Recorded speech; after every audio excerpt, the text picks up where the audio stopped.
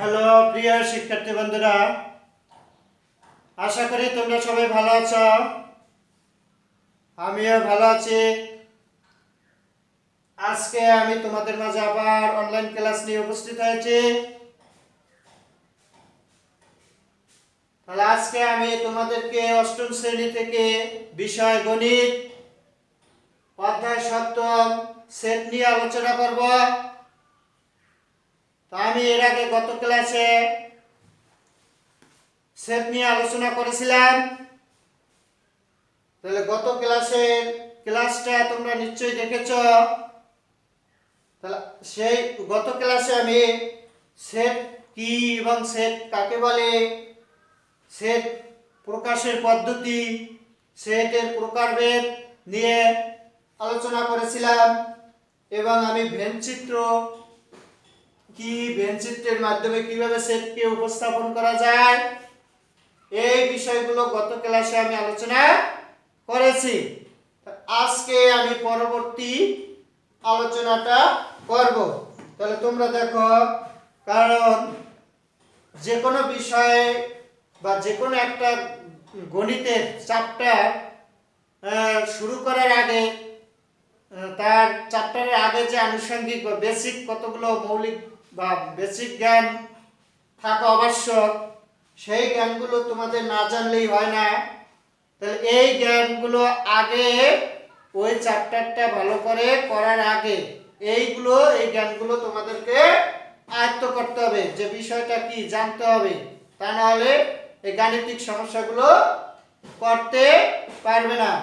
এজন্য আমি এই বিষয়গুলো নিয়ে আলোচনা করব।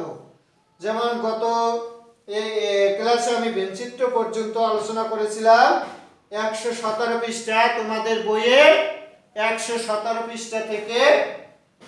আজকে আমি উপসেট নিয়ে আলোচনা করব। উপসেট থেকে শুরু করব, যে উপসেট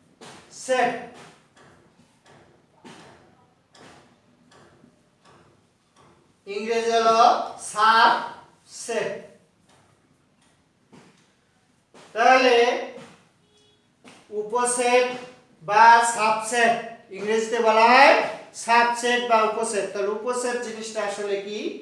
যে উপসেট হলো একটা সেট থেকে, সহজ কথায় যেটা আমি বুঝি সেটা তোমাদেরকেও বোঝাচ্ছি, যে উপসেট হলো একটি সেট থেকে আমরা যতগুলো সেট গঠন করতে পারি সেটাই হলো একটা সেটের উপসেট। তাহলে দেখো, এখানে আমি যদি এ সমান একটি সেট ধরি, এ বি, তাহলে এ ইকুয়াল টু আমি একটি সেট ধরলাম এ বি। তাহলে এই যে এ বি, এই সেটের উপাদান হলো দুইটা। তাহলে এখানে এই দুইটা উপাদান দিয়ে আমি আরো সেট কিন্তু তৈরি করতে পারি। যেমন ধরো, প্রথমে যদি মনে করো যে এই সেটটার কোনো উপাদান নাই, তাহলে এটাকে আমরা লিখতে পারি এই এ সেটের উপসেট হচ্ছে, যদি মনে করো এই সেটটা কোনো উপাদান নাই, তাহলে কি হবে? আমরা জানি যে সেটের কোনো উপাদান থাকে না তাকে ফাঁকা সেট বলে। যেমন এই ফাঁকা সেটকে ডেরিস অক্ষর ওরি দ্বারা প্রকাশ করা হয়। এরপরে যদি মনে করো এই এ কে নিয়ে একটা সেট তৈরি করা যায়, তাহলে এই হলো একটা সেট। তারপরে বি কে নিয়ে যদি একটা সেট তৈরি করা যায়, তাহলে বি একটা সেট।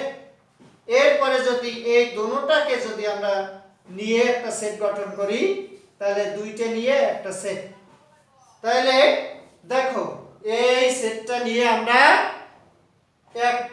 একটা দুইটা তিনটা চারটা সেট গঠন করতে পেরেছি। তার মানে এই এ সেটের উপসেট হলো এই চারটা। বোঝা গেছে? তাহলে উপসেটকে আমরা এই চিহ্নটার সাহায্যে প্রকাশ করব। এই চিহ্নটার সাহায্যে প্রকাশ করব। তাহলে এখানে আমি যদি লিখি যে এ হলো এ সেটের একটি উপসেট, এই যে এ, তাহলে এ হলো এই এ সেটের একটি উপসেট। এরপরে আছে উপসেটের ভিতরে আবার প্রকৃত উপসেট, উপসেট।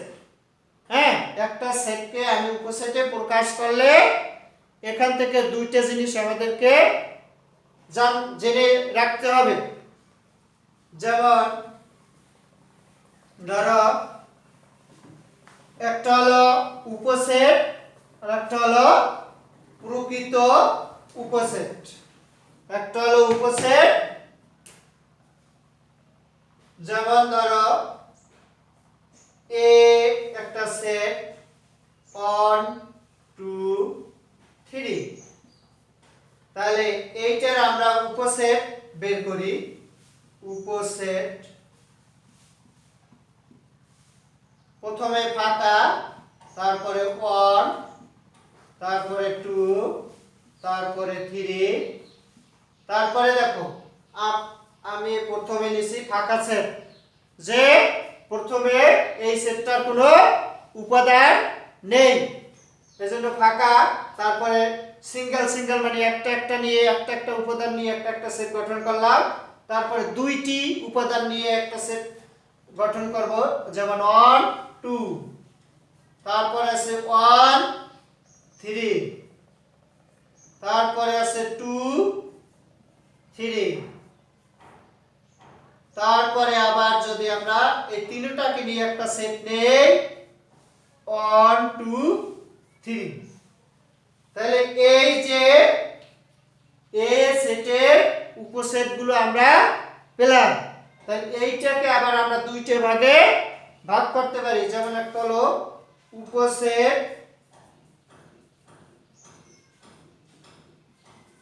আর একটা হলো প্রকৃত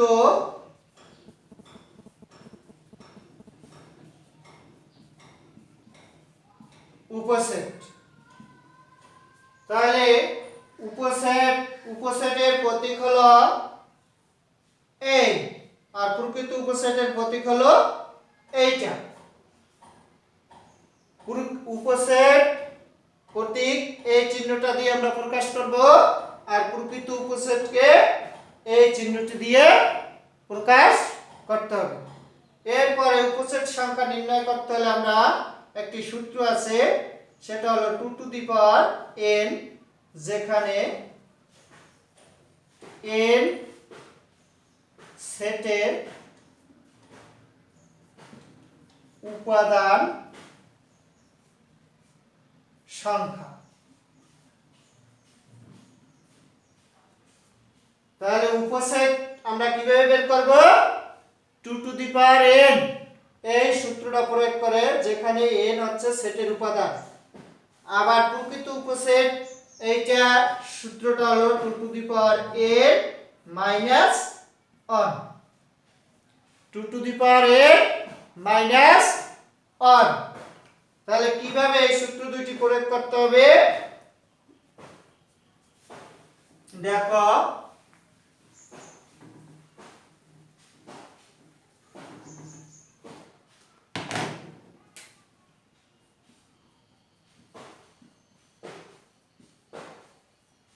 তাহলে এই সেটের উপাদান সংখ্যা কত? একটা, দুইটা, তিনটা। তাহলে আমি যদি বলি এ সেটের উপাদান এ সেট দেওয়া আছে একটি সেট 1 2 3, তাহলে এর উপসেট সংখ্যা কত হবে? তাহলে তোমাদের এই যে উপাদান সংখ্যা n, এটাকে এই সূত্র হলো এই 2 টু দি পাওয়ার n, তাহলে 2 n হলো উপাদান সংখ্যা। তাহলে উপাদান কয়টা? উপাদান হলো তিনটা, তাহলে n এর মান হলো 3। তাহলে এটার উপরে আমি 3 দিতে পারি, তাহলে 2 এর উপরে কিউব দিলে কত আসে? 2 গুণ 2 গুণ 2, তার মানে 8।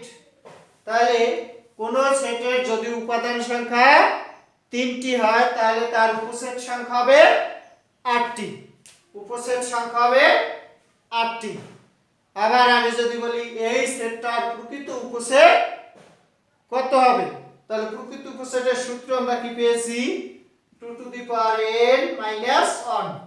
তাহলে 2 টু দি পাওয়ার n এর মান 8। তাহলে 8 থেকে 1 বাদ দিলে হবে 7। তাহলে এ সেটের প্রকৃত উপসেট হলো 60টি।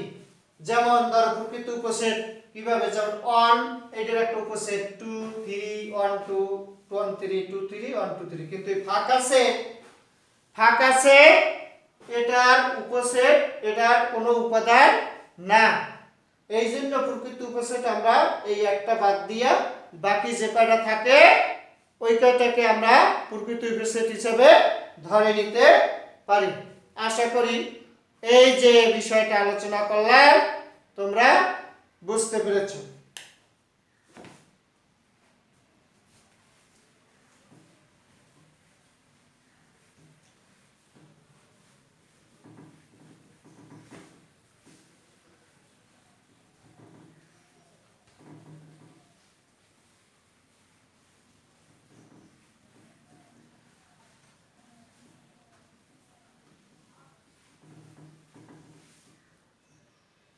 এরপরে দেখো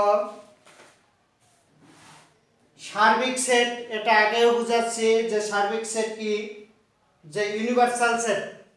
সার্বিক ইউনিভার্সাল সেট বাংলায় হলো সার্বিক সেট। তাহলে এটাকে আমরা ক্যাপিটাল লেটার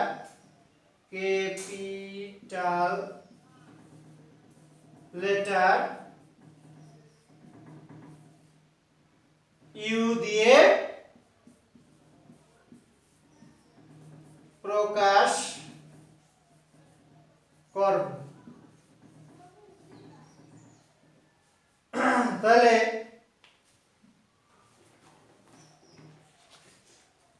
এখানে আছে দেখো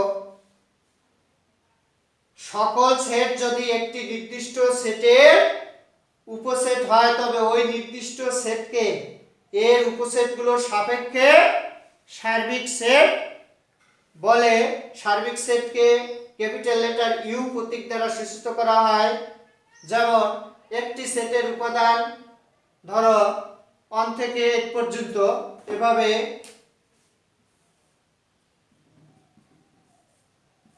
1 2 3 4 5 6 7 8। তাহলে এ একটা সেট 2 3 4, বি একটা সেট 5 6 7 8।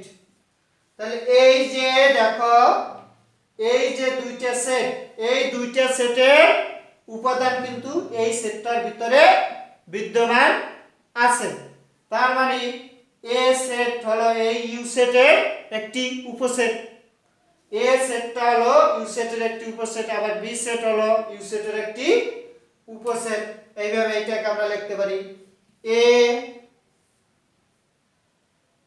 উপসেট ইউ, এভাবে আমরা প্রকাশ করতে পারি এ উপসেট ইউ।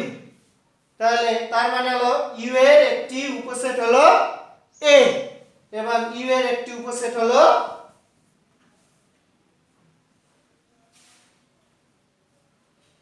বি। এভাবে কিন্তু আমরা এই সার্বিক সেটকে প্রকাশ করতে পারি। এবং সার্বিক সেট জিনিসটা আসলে এইটা, যে কতগুলো সেটের উপাদান বা কতগুলো সেট নিয়ে একটি সেট গঠিত হয় তাকেই বলা হবে সার্বিক সেট। বা সকল যদি এক বা একাধিক সেটের উপাদান যদি একটি সেটে বিদ্যমান থাকে তাহলে তাকে আমরা সার্বিক সেট বলবো। এরপরে আছে দেখো পূরক সেট।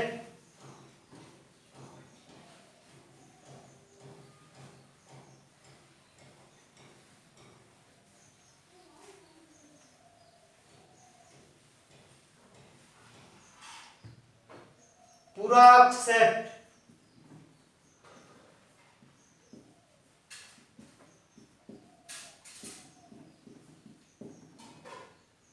কমপ্লিমেন্ট অফ এ সেট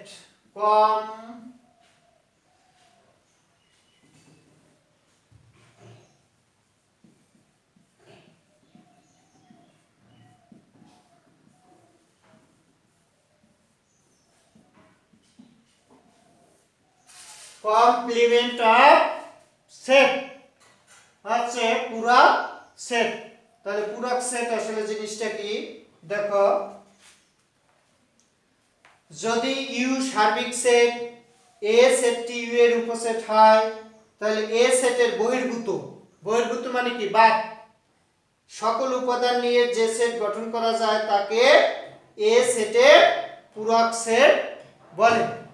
আমি এখানে দুইটি লিখি সেট, এই হলো সার্বিক সেট ভালোভাবে বোঝার জন্য 1 2 3 4 5 6 7, তাহলে এ 3 4 5 6। এখন এখানে বলছে কি যদি ইউ একটা সার্বিক সেট পেলাম, তারপরে বলছে এ সেটটি, এই এ সেটটা কিন্তু এইটার একটা উপসেট, কারণ এই সেটের সদস্যগুলা এই সার্বিক সেটের মধ্যে বিদ্যমান, এই জন্য এ সেট হলো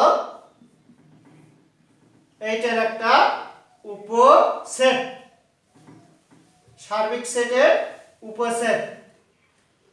তার মানে এখন এরপরে কি বলছে দেখো, এ সেটের বহির্ভূত, এ সেটের বহির্ভূত মানে এ সেটের যে উপাদানগুলা থাকবে এই উপাদানগুলা আমরা এই সার্বিক থেকে বাদ দেওয়ার পরে যেটা অবশিষ্ট থাকবে সেইটাই হলো এ সেটের পূরক সেট। তাহলে এই পূরক সেটটাকে আবার এভাবে প্রকাশ করা হয় এই অথবা এ পূরক, এই চিহ্নটা দিয়ে এ টু এ সি বা এ প্রাইম, হ্যাঁ এভাবে থাকলে তোমরা বুঝবা যে এটা আসলে পূরক সেট। তাহলে আমি কি বলেছি আবার দেখো, যদি এ একটি সেট হয়, না যদি ইউ সার্বিক সেট, এ একটি তার উপসেট, তাহলে এ সেটের বহির্ভূত মানে এ সেটের যে উপাদানগুলো আছে এই উপাদানগুলো যদি এই সেটের উপাদানগুলো থেকে বাদ দেওয়ার পর যে উপাদানগুলো অবশিষ্ট থাকবে সেইটাই হলো এ সেটের পূরক সেট। পূরক সেট আবার এক ধরনের বাদ সেটও বলা যায় বা বিয়োগ বাদ এরকম।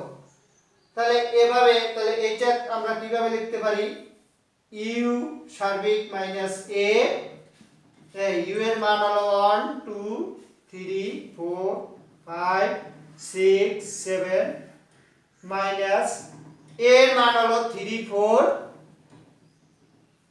5 6। তাহলে দেখো এই 3 4 5 6 এই অংশটা যদি বাদ যায় তাহলে থাকে 1 2 7। তাহলে এ পূরক সেটের মান আমরা কি পেলাম, এ পূরক সেটের মান পেলাম 1 2 7। আসলে এভাবেই কিন্তু পূরক সেটটা বের করতে হবে এবং পূরক সেট জিনিসটা আসলে এইটা, যদি ইউ সার্বিক সেট হয়, হ্যাঁ কোন সেট যদি তার উপসেট হয় এবং ওই সেটের বহির্ভূত মানে ওই সেটের উপাদানটাকে আমরা যদি সার্বিক সেট থেকে সরাইয়ে দিলে যে উপাদানগুলো অবশিষ্ট থাকবে ওইটাকেই আমরা ওই সেটের উপসেট হিসেবে ধরে নেব। আশা করি বিষয়টা ক্লিয়ার। এরপরে আছে এখানে একটা দেওয়া আছে বক্সে, দেখো যে সকল সেট সার্বিক সেটের কিন্তু উপসেট। আমি এটা আগেও বলেছি যে সকল সেটের উপাদান যদি একটি সেটের মধ্যে বিদ্যমান থাকে তাহলে ওটাকে সার্বিক সেট বলা হবে।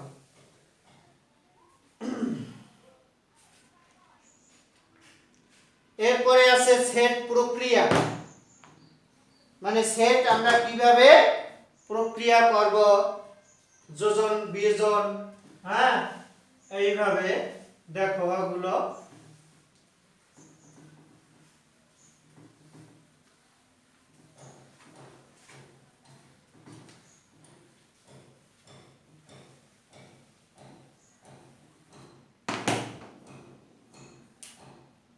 ইউনিয়ন অফ সেটস, ইউনিয়ন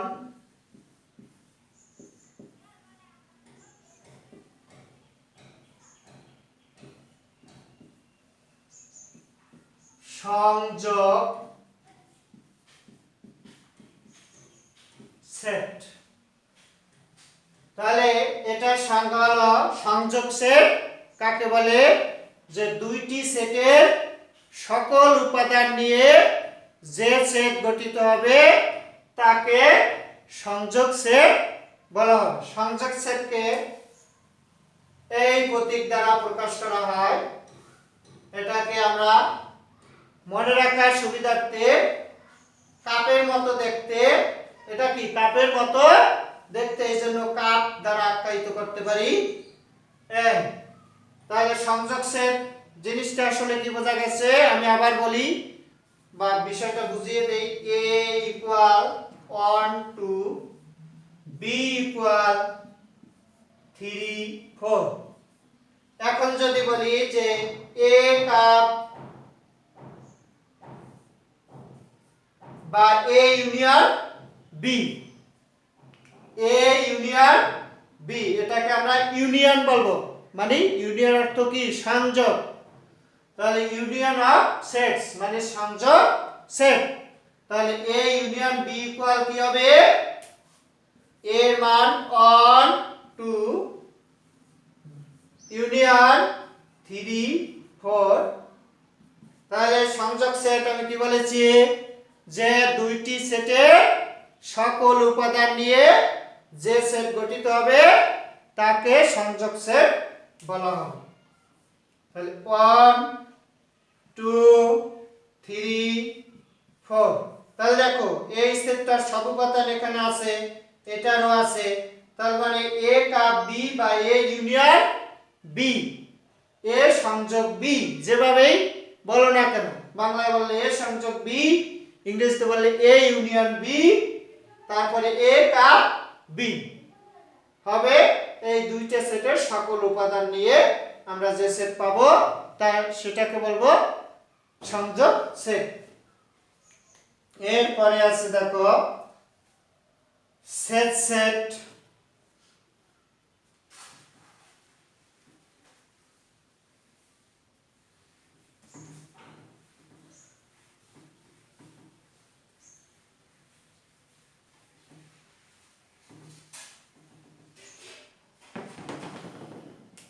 তাহলে এটাকে ইন্টারসেকশন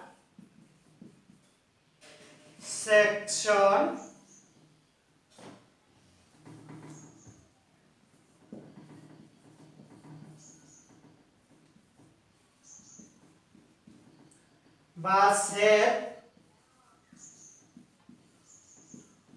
সেট। তাহলে এটাকে আমরা এই ক্যাপ টুপি, এটাকে আমরা ক্যাপ বলতে পারি চলিত ভাষায়। এটা দেখতে ক্যাপের মতো, তাই জন্য ক্যাপ নামে আখ্যায়িত করা যায়। যে ক্যাপ বা ইংরেজিতে যদি বলো ইন্টারসেকশন, ইন্টারসেকশন বা ক্যাপ বা সেট সেট। সেট সেট কাকে বলে, যে দুইটি সেটের মধ্যে সাধারণ দুইটি সেটের সাধারণ উপাদান নিয়ে যে সেট গঠিত হবে তাকে বলা হবে সেট সেট। যেমন a একটি সেট 1 2 3, আবার b একটি সেট 2 3 4 5। তাহলে আমি যদি বলি a intersection b, a intersection b এর মান কত হবে,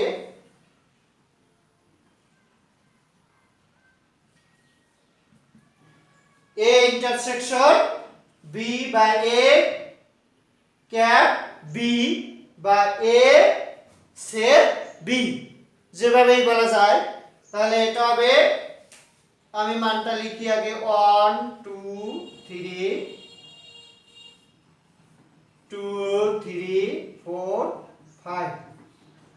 তাহলে ইন্টারসেকশনের বেলায় আমি কি বুঝছি, যে দুইটি সেটের এই যে দুইটা সেট আমি লিখেছি দুইটি সেটের সাধারণ উপাদান নিয়ে যে সেট আমরা পাবো, সাধারণ বলতে কি ইংরেজিতে বলতে কমন, মানে যেটা এই সেটের ভিতরেও আছে, যেটা এই সেটের মধ্যে পাওয়া যাবে বা আছে, ওই উপাদানগুলোকে নিয়ে যে সেট আমরা পাবো ওটাকে A intersection B, A cap B বা এ সেট বি বলা হবে। তাহলে এখানে কমন আছে কি দেখো, এখানে 2 3, এখানেও 2 3, তাহলে 2 3, তাহলে 2 3 হলো এ ইন্টারসেকশন বি বা এ ক্যাপ বি, এই হলো সেট।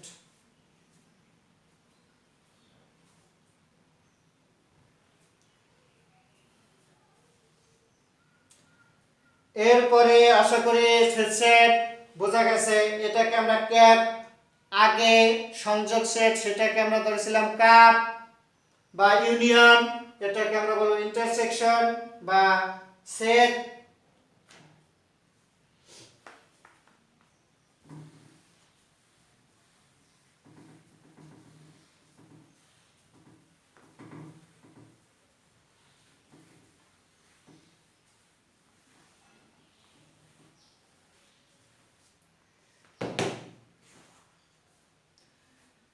এরপরে দেখো আছে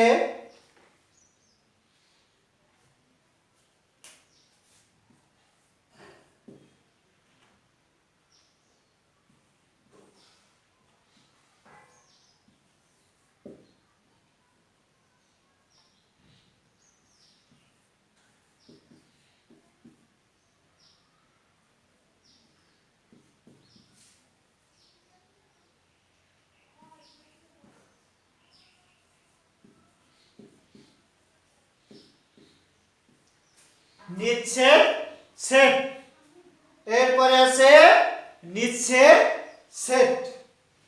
তাহলে দুইটি সেটের উপাদানগুলোর মধ্যে যদি কোনো সাধারণ উপাদান, এর আগে আমি দুইটি সেট লিখেছিলাম যে সাধারণ উপাদান থাকলে ওইটা হবে ইন্টারসেকশন সেট বা সেট।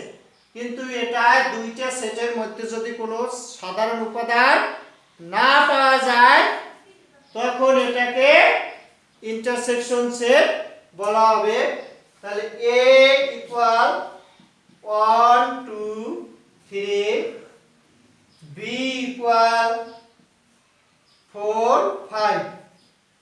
এখন যদি বলি এটা নিচ্ছেদ সেট কি হবে, তাহলে এটা কি লিখতে হবে যে a সেট বা ইন্টারসেকশন b ইকুয়াল 1 2 3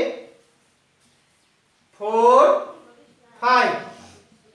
এখানে দেখো এই দুইটি সেটের মধ্যে কিন্তু কোনো সাধারণ উপাদান বা কমন উপাদান নাই, তার মানে এই দুইটা সেট পরস্পর নিচ্ছেদ বা ডিজয়েন্ট সেটস। তাহলে কোনো উপাদান যদি না পাই তাহলে হবে এটা ফাঁকা সেট। কি হবে? ফাঁকা সেট। তাহলে এই হলো নিচ্ছেদ সেট, যে দুইটি সেটের মধ্যে যদি কোনো কমন উপাদান বা সাধারণ উপাদান না পাওয়া যায় তখন ওইটাকে নিচ্ছেদ সেট বলা হবে। এটাকে এভাবে আমি এই যে দুইটা সেট পেয়েছি, এটা এই দুইটার ভিতরে কিন্তু কোনো কমন উপাদান পাইনি, এই জন্য এটা ফাঁকা, মানে এই সেটের উপাদান ফাঁকা, শূন্য নাই, এই জন্য এটা ফাঁকা সেট। তাহলে যাই হোক,